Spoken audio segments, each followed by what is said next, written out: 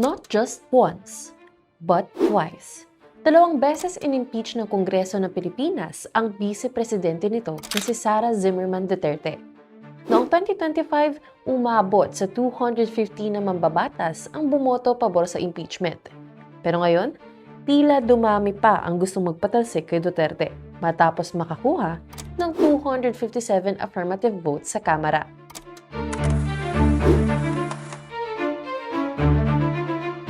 Sa mahabang kasaysayan ng Pilipinas, alam mo ba kung ilan na ang mga opisyal na na-impeach?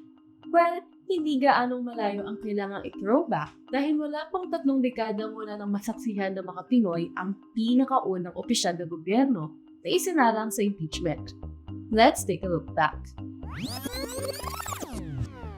Sa ilalim ng 1987 Constitution, pwedeng ma-impeach ang mga sumusunod: Presidente, Vice-Presidente, Supreme Court Justices, Constitutional Commission members at Ombudsman. Maaring maharap sa impeachment ang isang opisyal sa mga sumusunod na dahilan: sadyang paglabag sa konstitusyon, pagtataksil sa bayan, panunuhol, korupsyon sa gobyerno at pag-abuso sa tiwala ng taong bayan. Sa kasalukuyang kasaysayan ng Pilipinas, 6 na opisyal na ang nasampahan ng impeachment sa bansa. Mahalagang tandaan na bago tuluyang makalusot ang isang impeachment, dapat itong magpagtibay ng Committee on Justice, makakuha ng sapat na suporta sa plenaryo bago formal na iakyat para sa paglilitis sa Senado.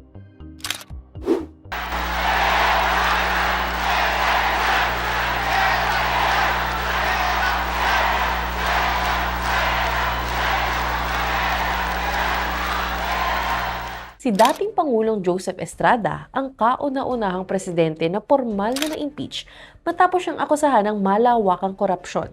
Ang mitya ng kaguluhan ay ang pagbubunyag ni dating Ilocos Sur Governor Chavit Singson na tumanggap daw sa Estrada ng daan-daang milyong piso mula sa operasyon ng Weteng, isang uri ng iligal na sugal. Tumagal lang ng 23 days ang impeachment trial ni Estrada. Ang pinaka-controversial na bahagi ng impeachment trial ay nang bumoto ang mga senador na huwag buksan ang second envelope na sinasabing naglalaman ng matibay na ebidensya laban sa kanya. Nagresulta ito sa walkout ng mga prosecutor at sa pagsabog ng EDSA 2 o ang People Power Revolution noong Enero 2001 na naging dahilan ng kanyang pagbaba sa pwesto. Bagaman na-impeach sa Kamara, hindi formal na natapos ang trial sa Senado dahil napilitan siyang umalis sa Malacanang bago pa magkaroon ng pinal na hatol ang mga senador.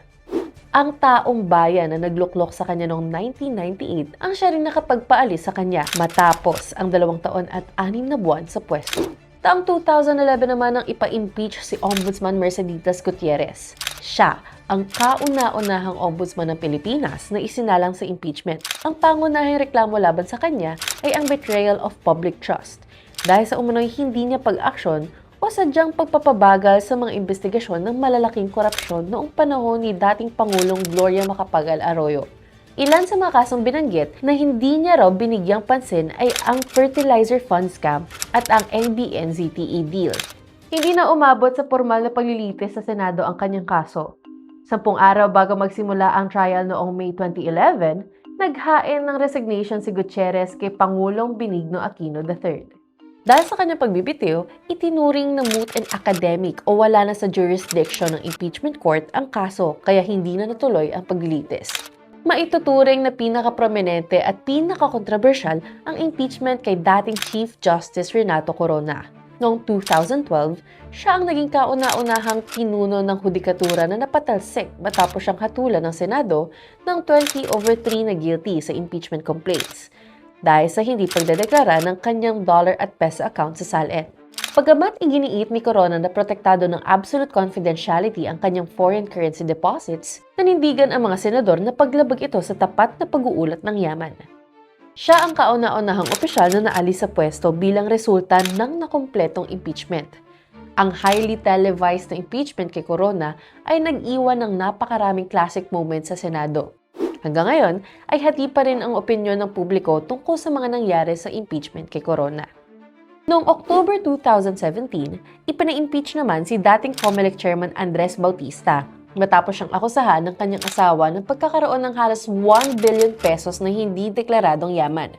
Sa kabila ng kanyang naunang anunsyo na magbibitin na siya sa pwesto sa katapusan ng taon, nagpasya pa rin ng Kamara na ituloy ang impeachment sa botong 137 over 75 dahil sa mga seryosong aligasyon ng betrayal of public trust at korupsyon.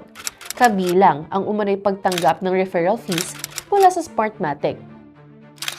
Hindi na rin umabot sa paglilitis sa Senado ang kaso ni Bautista dahil formal na tinanggap ni dating Pangulong Rodrigo Duterte ang kanyang agarang pagbibitiw noong October 23, 2017. Dahil dito, idineklara ng Kamara na moot and academic na ang kaso at wala na silang jurisdiction para ituloy ang trial. Si dating Chief Justice Maria Lourdes Sereno ang ika-24 na punong maestrado ng Pilipinas. Bagaman dumaan siya sa proseso ng impeachment sa mababang kapulungan ng Kongreso dahil sa akusasyon ng hindi pagdedeklara ng kanyang tamang kayamanan sa SALN, hindi siya formal na naalis sa pamamagitan ng isang impeachment trial sa Senado. Sa halip, natanggal siya sa pwesto noong May 2018 sa pamamagitan ng isang kontrobersyal na desisyon ng Korte Suprema sa isang petisyong quo warranto na inihain ng Solicitor General. Sa botong 8 over 6, idineklara ng kanyang mga kapwa maestrado na walang bisa o null and void ang kanyang pagkakatalaga mula pa sa simula dahil sa kabiguang dumaan sa tamang proseso ng pagsusumite ng kanyang mga nakaraang SALN sa Judicial and Bar Council. Fast forward to 2026, isa pang historic first ang matatala sa kasaysayan ng mga impeachment sa Pilipinas. Si Vice President Sara Duterte ang unang bisa na ipina-impeach at kauna-unahan na naharap sa dalawang impeachment. Ang ikalawang impeachment ay formal na inihain matapos mapaso ang 1-year ban. Mula sa naunang pagtatangka noong 2025, na nauna nang ibinasura ng Korte Suprema dahil sa mga technicalities.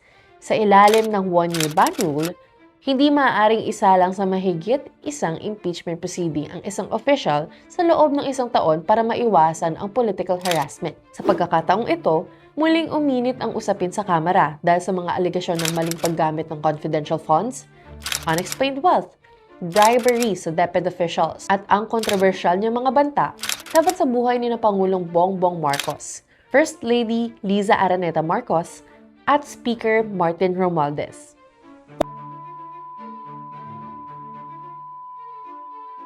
Martin Romualdez, Lisa Marcos, Bongbong Marcos.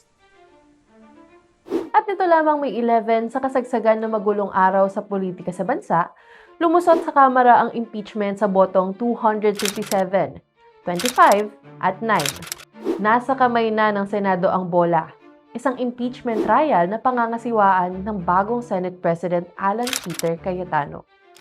Ang pagkakaalis kay Renato Corona bilang Chief Justice at ang kaukulang disqualification sa paghawak ng anumang katungkulan sa gobyerno ang kaisa-isang pagkakataon na ang impeachment process ay ganap na nakumpleto. Pero bawat isa sa 6 na matataas na opisyal na ipina-impeach ay nag-iwan ng malalim na marka sa ating demokrasya. Napatunayan na ang mekanismong ito ay isang makapangyarihang sandata ng checks and balances sa ating pamahalaan. Pagamat madalas itong mabahiran ng politika, ang impeachment ay nagsisilbing huling depensa natin upang matiyak na walang sino mang opisyal, gaano man kataas ang posisyon, ang mas malakas kaysa sa batas.